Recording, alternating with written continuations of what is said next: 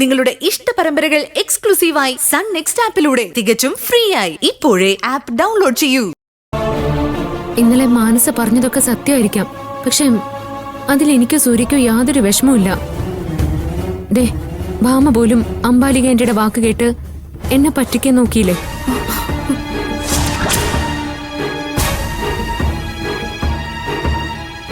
അപ്പൊ സാഹചര്യമാണ് ഓരോരുത്തരെയും കൊണ്ട് ഓരോന്നും ചെയ്യിക്കുന്നത്. ഇവിടെ മാനസിക സംഭവിച്ചതോ അത് തന്നെയോ? നീ ആ ഉരുമ്പട്ടോളം ന്യായീകരിക്കാണോ? അല്ല വല്യമ്മേ, അവളൊരു പെണ്ണാ. ചോദ്യം ചെയ്യലുകളും കുറ്റപ്പെടുത്തലുകളും ഒക്കെ അസഹ്യമാകുമ്പോ ചില തീരുമാനങ്ങൾ അവൾക്ക് എടുക്കേണ്ടി വരും.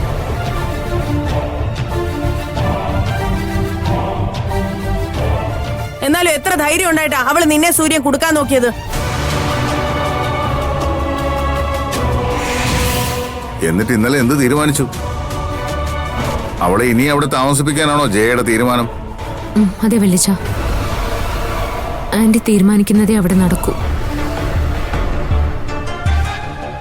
ഇതിന്റെ പിന്നിലും എന്തോ ഉണ്ട് ഭാവനെ. ജയനിർമ്മലെ വിശ്വസിക്കാൻ പാടില്ല. ഞങ്ങളുടെ മോൾ കാശ് കൊടുത്തതും സൂര്യയെ കൊണ്ട് കെട്ടിക്കാൻ നോക്കിയതും അവളാ. തന്ത്രശാലിയും ബുദ്ധിമതിയും അവള്. ഇനി അതൊന്നും പറഞ്ഞിട്ട് കാര്യമില്ലല്ലോ മാമി.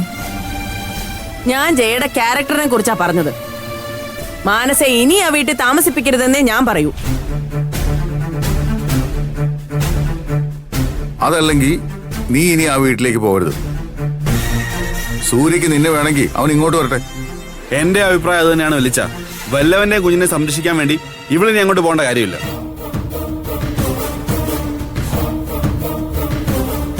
നോക്കണ്ട നീ, ഞാൻ കയറിയിട്ട് തന്നെ പറഞ്ഞ. നീ അതല്ല, നീ ഇവിടെ അറിഞ്ഞോണ്ടോ മനസ്സെല്ലാരും വിട്ടിയാക്കുന്നത്? സേതു കേട്ടാ, നീ അമ്മയുടെ ഫോൺ എടുക്കാത്തതുകൊണ്ട് എനിക്ക് തോന്നിയ സംശയമാണത്. ഓ, നിന്റെ